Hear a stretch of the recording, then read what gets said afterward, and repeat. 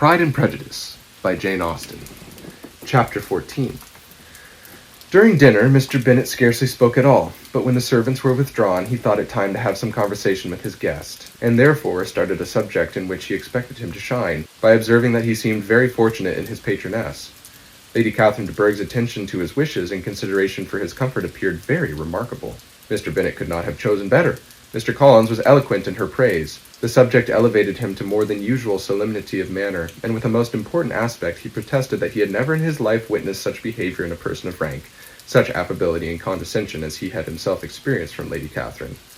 She had been graciously pleased to approve of both the discourses which he had already had the honour of preaching before her. She had also asked him twice to dine at Rosings, and had sent for him only the Saturday before, to make up her pool of quadrille in the evening. Lady Catherine was reckoned proud by many people he knew, but he had never seen anything but affability in her.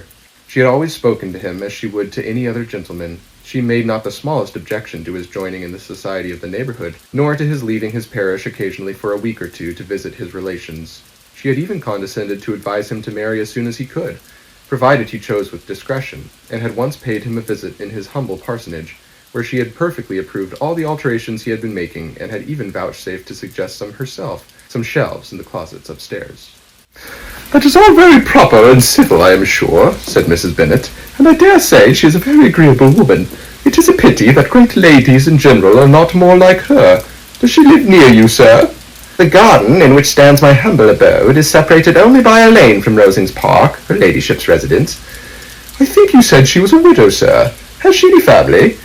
"She has one only daughter, the heiress of Rosings, and a very extensive property." "Ah," cried Mrs. Bennet, shaking her head, "then she is better off than many girls. And what sort of young lady is she? Is she handsome?" "She is a most charming young lady indeed. Lady Catherine herself says that in point of true beauty, Miss de Bourgh is far superior to the handsomest of her sex, because there is that in her features which marks the young woman of distinguished birth. She is unfortunately of a sickly constitution, which has prevented her making that progress in many accomplishments which she could not otherwise have failed of, as I am informed by the lady who superintended her education and who still resides with them. But she is perfectly amiable, and often condescends to drive by my humble abode in her phaeton and ponies. Has she been presented?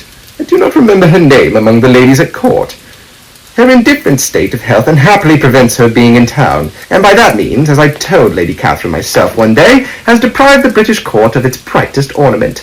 Her ladyship seemed pleased with the idea, and you may imagine that I am happy on every occasion to offer those little delicate compliments which are always acceptable to ladies. I have more than once observed to Lady Catherine that her charming daughter seems born to be a duchess, and that the most elevated rank, instead of giving her consequence, would be adorned by her. These are the kind of little things which please her ladyship, and it is a sort of attention which I conceive myself peculiarly bound to pay." "You judge very properly," said Mr. Bennet, "and it is happy for you that you possess the talent of flattering with delicacy. May I ask whether these pleasing attentions proceed from the impulse of the moment, or are the result of previous study?"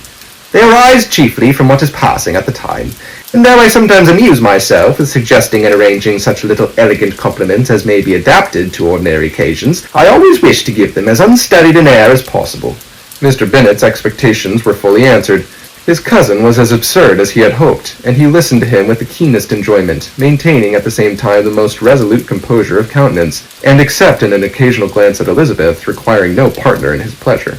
By tea-time, however, the dose had been enough, and Mr. Bennet was glad to take his guest into the drawing-room again, and when tea was over, glad to invite him to read aloud to the ladies. Mr. Collins readily assented, and a book was produced, but on beholding it, for everything announced it to be from a circulating library, he started back, and begging pardon, protested that he never read novels. Kitty stared at him, and Lydia exclaimed.